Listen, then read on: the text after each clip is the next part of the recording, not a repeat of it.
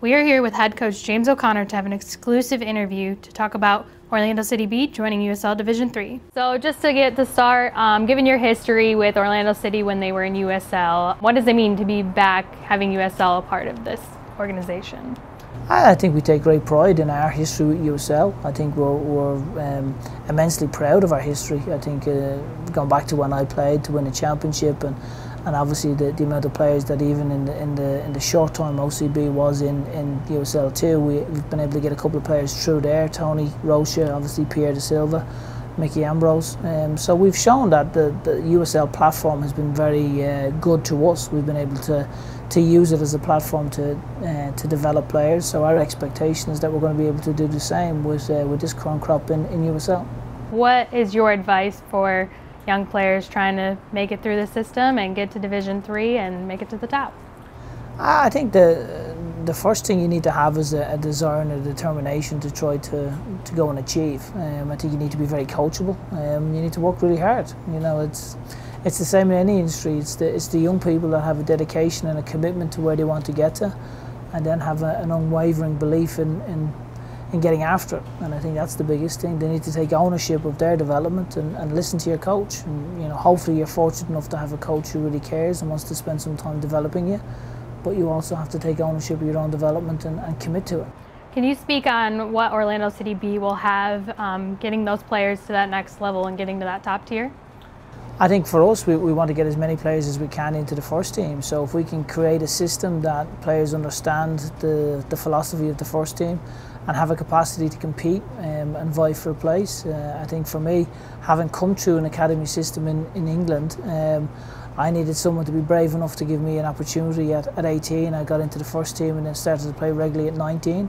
So having come through that system, I'm very keen to try to give young lads an opportunity, and it's on them then hopefully they're strong enough to be able to go and grab it and take it. But you know, for me, most definitely, it's if you're good enough, you're going to get an opportunity. I'm no interest in age. I think if we have young players that have a lot of enthusiasm and can do the role, then I'd take great pleasure and pride in giving them that opportunity. So what is your role currently with overseeing academy players? Currently the Academy's in unison with Montverde, with Mike. They've got a phenomenal track record. There's some really exciting players that are already in the Academy that we've looked at. There's a couple of younger players that are involved at national team level. We're already aware of them. The aim from now to the end of the season, and we've already had conversations with Mike, is to try and have them come in and train with the first team, to show that there is going to be an opportunity for players. If they are good enough, they will get that chance. So we're developing a really close relationship with Mike and his staff. We've been really impressed with how they operate.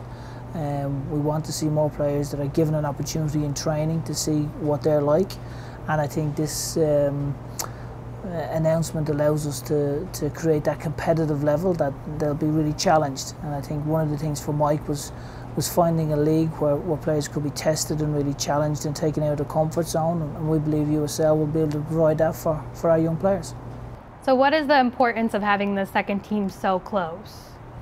I think for training purposes, for relationship purposes, for coaches to be able to go and watch, for me to be able to go and watch, I think it becomes really important that it's within a facility that is realistic, and I think having it so close, it allows us to be able to say we'd like to look at, you know, whoever it is, we'd like him to spend 3 or 4 days training with us and then go back and still be able to play at the weekend. We'd like our coaches to be able to go and look at our players and have a relationship with the younger players and try to motivate them to work even harder to come into the first team environment, and when they do come into the first team environment, to feel relaxed and to feel at home and feel as if they can go and give their best effort. So what's the quality we can expect with Orlando City B? I would expect a very entertaining style of soccer. I would expect players that are really playing at a high intensity, players that are pushing to try and get into the first team squad. And I know from everybody that's involved with Orlando City, there's a strive to be very competitive and to try to win. So I would expect all of those attributes. I know Mike is someone who does want to win. Winning is part of development, but the emphasis is trying to push players through into the first team squad. So I think the biggest thing and the biggest goal for us is try to develop players that they can come and they can be a part of the first team squad. but obviously, you know, we want to try and win as well. So what do you think the third tier level is going to do for soccer as a whole in the United States? I think it'll be a fantastic opportunity for new teams to come into the league, because I'm sure there'll be some owners that will be looking at it and thinking, well, do I want to go straight to USL? Do I want to test the market? I think it gives some younger players an opportunity to play at this level, to then try to have another layer of development, to then try to push maybe into USL with a goal of going on into MLS. So I think the more teams that can have that pyramid system, where you have a process where you have your academy, you have the USL and you have the MLS, I think the better. I think it shows progression from the club's point of view, that you have players, you know, who maybe come into the club at a very young age and can come right the way up through the system. And that's something that, again, at 16 I went to Stoke, and then I was able to get into the first team and then stay and play in the first team, having played in the youth team. So there were some players that had played from, you know, U8s, U9s, were able to come through into the academy and then go on and play in the first team. So I think that would be the long-term vision for us, would be to get players that start at a very young age and come right the way up through the academy.